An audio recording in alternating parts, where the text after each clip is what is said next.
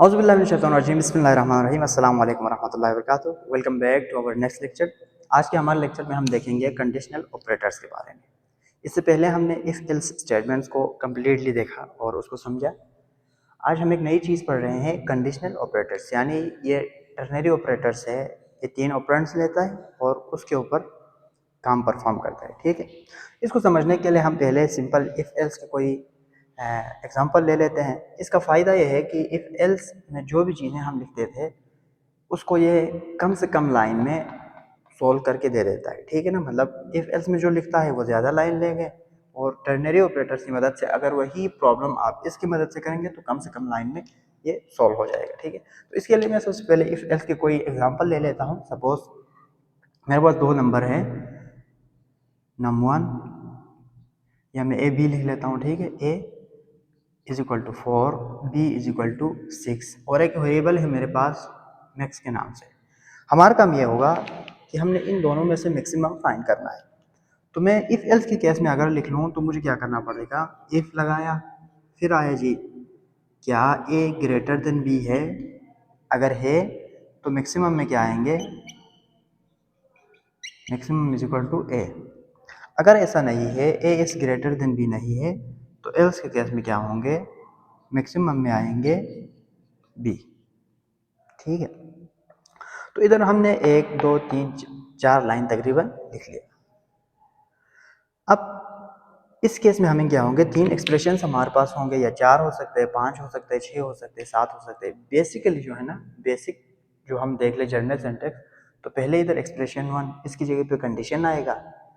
अगर condition fulfil होता है तो एक्सप्रेशन 2 चलेंगे। इधर जिस चीज़ को भी आपने चलाना है वो एक्सप्रेशन 2 के पास रखेंगे, कंडीशन ट्रू होने की सूरत में ये चलेंगे। अगर इधर से एक्सप्रेशन 1 में जो कंडीशन हमने लगाया है वो फॉल्स होता है तो एक्सप्रेशन 3 चलेंगे, यानी इधर जो भी स्टेटमेंट आप लिख रहे होते हैं वो चल जाएगी। तो इसी को मैं इसमें कन्वर्ट कर देता हूँ। तो सबसे पहले हमारे पास कंडीशन आएंगे, तो हमारे केस में कंडीशन क्या है, कंडीशन ये है A is greater than B. तो एक्सप्रेशन 1 की जगह पे मैं क्या रखूँगा, A is greater than B. ठीक है, तो अगर ये ट्रू होता है तो हमारे पास एक्सप्रेशन 2 ने चलना है। जिस तरह अगर ये ट्रू होता था तो हमारे पास मैक्स इज इक्वल टू ए, यानी बॉडी के अंदर आके, इफ के बॉडी के अंदर आके इसने चलना था। ठीक है, और बाकी एल्स वाला तो खुद ब खुद फिर स्किप हो जाना था। अगर ये चल जाता तो एल्स वाला नहीं चलता। ठीक है ना, तो अगर ये ट्रू होता है हमारे केस में एक्सप्रेशन 1, तो एक्सप्रेशन 2 ने चलना है। तो एक्सप्रेशन 2 की जगह पे हमें क्या रखना चाहिए, ये ट्रू हुआ तो कौन सा चलना है, मैक्स इज इक्वल टू ए। तो एक्सप्रेशन 2 की जगह पे हम क्या रखेंगे, मैक्स इज इक्वल टू ए। ठीक है, यानी एक्सप्रेशन 1 ट्रू हुआ तो मैक्सिमम में ए आएंगे। अगर ये फॉल्स होता है, इस केस में इफ नहीं चला, यानी ए इज ग्रेटर देन बी नहीं हुआ, तो इस बॉडी के अंदर मैक्स ने भी नहीं चलना था। ठीक है ना, ये किधर आता, एल्स के पास आता और इसने चलना था। तो इधर क्या हो रहे थे, ये फॉल्स होने की सूरत में max is equal to B हो रहे थे। तो इधर क्या होंगे, एक्सप्रेशन 1, यानी इधर जो कंडीशन है वो फॉल्स होने की सूरत में हमारे पास क्या चलना चाहिए, एक्सप्रेशन 3। तो एक्सप्रेशन 3 की जगह पे हमें क्या रखना होगा, max is equal to B, max is equal to B. ठीक है, तो ये है, इसको हम 4 लाइन में कर रहे थे, इसकी मदद से हम 1 लाइन में इसको सॉल्व कर रहे हैं। यानी बेसिक जो है सिंपल एग्जांपल यही है। इसमें 3 चीज़ें आएंगे, 3 एक्सप्रेशंस, एक कंडीशन, फिर उसके बाद कंडीशन ट्रू हुआ तो जिस चीज़ को हमें चलाना है, फिर फॉल्स हुआ तो इसने चलना है, ट्रू हुआ तो इसने चलना है। ये हो गया जी हमारे पास कंडीशन। ठीक है, इसी चीज़ को मैं एक और तरीके से इस तरह लिख सकता। अभी मुझे ना मैक्स 2 दफ़ा लिखना पड़ रहा है, इधर इधर भी लिख रहे हैं, इधर भी वही सेम चीज़ है ना। क्या हो क्या रहा है कि ए बी से ग्रेटर हुआ तो ए की वैल्यू मैक्सिमम में आ रही है।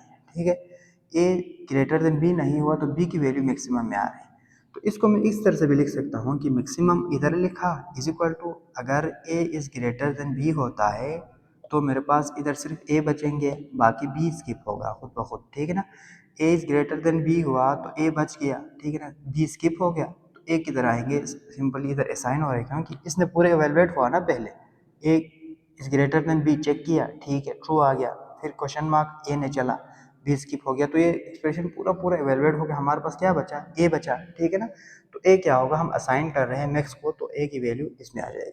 ठीक है, सिमिलरली अगर ये फॉल्स होता है फॉल्स होता है तो इधर फॉल्स आया, ए ने स्किप हुआ, बी हमारे पास बच गया, ठीक है ना। तो इस पूरे एक्सप्रेशन के एवेल्यूएशन के बाद हमारे पास क्या रिजल्ट आया, बी, और बी को हम क्या कर रहे हैं, असाइन कर रहे हैं मैक्स को, ठीक है ना। तो ये है कंडीशनल ऑपरेटर्स, इसको हम आसानी के साथ कर सकते हैं। और सिर्फ आप इधर असाइनमेंट नहीं कर सकते, आप बहुत कुछ कर सकते हैं। आप इधर अगर आप चाहें तो आप इसको सी आउट भी कर सकते हैं, ठीक है ना, A is greater than B.